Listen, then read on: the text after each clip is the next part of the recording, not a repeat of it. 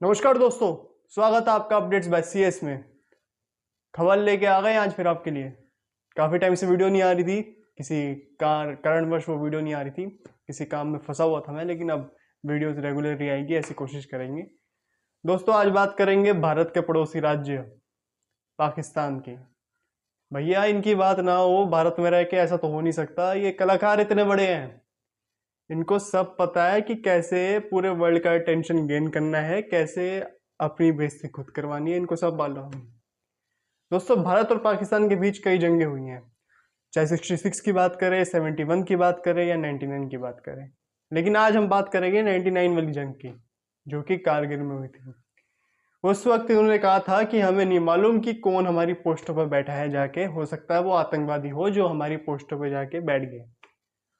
दोस्तों उसका कारण ये था क्योंकि जब ऊपर जो कारगिल का जो लड़ाई हुई थी वो बहुत एल्टीट्यूड पे है वो जगह, और सर्दियों में भारत और पाकिस्तान की सेना वापस नीचे आ जाती थी अपने बेस कैंप पे, क्योंकि वहाँ पे सरवाइव करना बहुत मुश्किल था उस टाइम पे, क्योंकि इतने इक्विपमेंट्स नहीं थे, इतनी टेक्नोलॉजी नहीं थी। ये 99 की बात कर रहा हूँ मैं आपसे।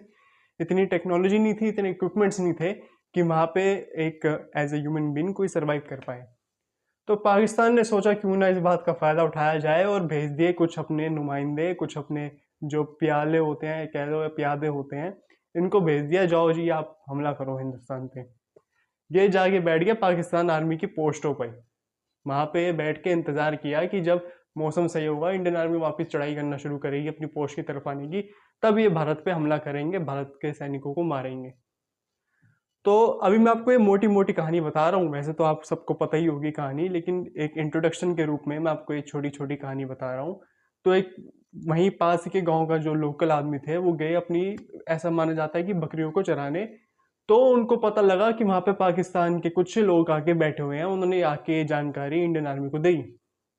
फिर इंडियन आर्मी के सोल्जर्स गए वहाँ पे, तो ये जानकारी पुष्टा हो गई कि इस जानकारी की पुष्टि हो गई कि हाँ भाई वहाँ पे कुछ गड़बड़ तो है। फिर शुरू हुआ कारगिल का वॉर, और ये पिट के गए थे दोस्तों, अच्छे खासे पिटे ये। इनको लग रहा था कि इंडियन आर्मी सर्वाइव नहीं कर पाएगी, क्योंकि ये लॉन्गिट्यूड पे तो पहले से थे। अब इंडियन आर्मी को चढ़ाई करनी थी इनको मारने के लिए, तो इन्होंने सोचा जीत तो हमारी पक्का है, लेकिन इनको ये नहीं पता कि भारत के देश के हर नागरिक का जो जिगरा है, जो कलेजा है, वो कितना फौलादी है। ये तो मैं आम लोगों की बात कर रहा हूँ, और जो आर्मी में है उनका तो आप पूछो ही मत। तो ये पिट के गए हैं, और उस वक्त इन्होंने कहा था कि हमारी आर्मी का कोई भी मेंबर शामिल नहीं है। उस वक्त भी इन्होंने प्लानिंग खूब की थी दोस्तों, और जब ये पिटे, जो इनकी डेड बॉडीज थी इनकी आर्मी की, वो इन्होंने वापस लेने से ही मना कर दी, उनको पहचानने से मना कर दिया। बताओ, ये तो हाल है इनके देश का।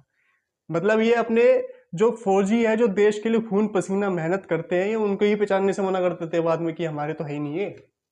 फिर इंडियन आर्मी ने एक जो पूरा डेकोरम होता है, पूरा जो एक स्पेसिफिकेशंस होती है, पूरा जो प्रोसीजर होता है, उसको निभाते हुए उनको, मतलब उनका जो संस्कार था या जो उनको दफन किया गया उनके रिलीजन के मुताबिक, वो इंडियन आर्मी ने किया सम्मानजनक तरीके से। और अब इनके मेजर का फिर से बयान आया है, और अब ये मान रहे हैं कि हमारी आर्मी इन्वॉल्व थी उस वक्त 99 की लड़ाई में। अब इन्होंने कहा है कि हमारी आर्मी इन्वॉल्व थी। उस वक्त कह रहे थे कि आर्मी नहीं के बंदे नहीं है ये, तो टेररिस्ट हो सकते हैं कोई, या जो भी आतंकवादी ग्रुप्स है वो हो सकते हैं। तो मतलब इनकी अक्ल तो जागी है, अब सच बोलने में कम से कम आए तो हैं, लेकिन पूरा सच अभी भी नहीं बताएंगे ये आपको। खैर इसकी बात तो हम बाद में करेंगे। लेकिन अब मैं आपको ये बात बताता हूँ कि जब भी भारत और पाकिस्तान की लड़ाई हुई है, ये पिट के गए हैं, पर ये अपनी हरकतों से बाज नहीं आते। वो कहावतें बहुत है ऐसी, लेकिन मैं कह नहीं सकता आपको, ये अपनी हरकतों से वापस बाज नहीं आते। ये कुछ ना कुछ गड़बड़ करते रहते हैं हिंदुस्तान में, कि हिंदुस्तान किसी तरीके से परेशान रहे इनकी हरकतों से। लेकिन ऐसा तो हो नहीं रहा, क्योंकि कश्मीर में भी काफ़ी बदलाव हुआ है। लेकिन इनकी कोशिश यही रहती है कि ये खुद तो उनके मुल्क का बेड़ा गर्क गए, ये चाहते हैं कि पड़ोसी राज्यों में भी अशांति फैलती रहे। वैसा तो हो नहीं सकता, खैर इनकी इच्छाएं तो बहुत है, लेकिन पूरी तो कोई भी नहीं होती। अब हम तीसरे एंगल की बात करते हैं। क्या भविष्य में अगर दोबारा लड़ाई होती है पाकिस्तान से, जो कि कश्मीर के मुद्दे को लेकर हो सकती है, ऐसा नहीं कहना कि मैं होगी होगी, लेकिन एक सिर्फ कहते हैं ना, एक गैसिंग चलती है, उसके हिसाब से देखा जाए तो इस बार की लड़ाई में क्या नया होगा। इतना मत सोचिए दोस्तों, नया कुछ नहीं होगा, ये फिर पिटेंगे, और इनको मालूम है कि ये पिटेंगे, तो इसलिए ये भाई छेड़ भी नहीं रहे उस चीज को। मतलब ये पीछे से आपको बैक स्टेपिंग तो करते रहेंगे, हाँ भी कुछ तो ये करते रहेंगे छोटी मोटी हरकतें, लेकिन ये बड़े स्केल पे ऐसा कुछ भी नहीं कर सकते कि हिंदुस्तान को ये परेशान कर पाए। अरे हम कहाँ पहुंच गए, ये कहाँ है, इनको ये पता है बात।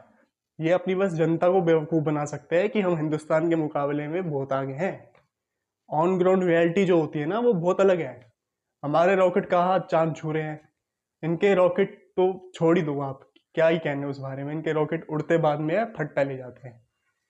तो इन फ्यूचर की लड़ाई में भी यही होगा, ये फिर पिट के जाएंगे, ये अपनी हरकतों से बाज नहीं आएंगे और फिर से कुछ नई कहानी लेके आएंगे, नए झूठ लेके आएंगे, नई सिलसिले से पूरी कहानी अपने हिसाब से बताएंगे कि हमने तो कुछ नहीं किया जी, हम तो बहुत शरीफ है, जो भी करता है भारत करता है। भारत कुछ नहीं करता, शुरू यही करते हैं, चाहे वो 26/11 हो, चाहे वो गुजरात में अक्षरधाम पे हमला हो, चाहे वो दिल्ली का ब्लास्ट हो, हर जगह पार्लियामेंट तक इन्होंने हमारी संसद को भी भंग किया है। ये बहुत बेकार कौम है, इनसे कुछ नहीं कह सकते हम। चलिए अब अगले जगह, अगले एंगल की तरफ बढ़ते हैं कि ऐसा क्या हुआ कि पाकिस्तान जो 2014 से पहले इतना ये छलांगे मारता था, इतनी धमकियां देता था भारत को, और 2014 के बाद जब से नरेंद्र मोदी की सरकार आई है, तब से वो भीगी बिल्ली क्यों बन गया? दोस्तों कारण बहुत स्पष्ट है, बहुत स्पष्ट क्या है, दिख भी रहा होगा आप सबको। ये जो है ना कि तुम हमें मार के चले जाओ और हम तुम्हें कुछ ना कहें, हमारी जो सहनशीलता को हमारी कमजोरी समझा जा रहा था, ये अब बंद हो गया है। अब ईंट का जवाब पत्थर से दिया जा रहा है और वही कर रही है सरकार, और वही करना चाहिए इनके साथ, क्योंकि लातों के भूत बातों से नहीं मानते, वो हिसाब है इनका। इन्होंने उरी उरी किया, उसके बाद भारत सरकार ने उरी द सर्जिकल स्ट्राइक की। पहली बात तो वो होना ही नहीं चाहिए था, लेकिन हुआ। तो उसके बाद इनके जो हौसले थे ना कि हमने तो हिंदुस्तान के फौजी मार दिए, अरे बुजदिलो, मारे कैसे वो भी तो बताओ।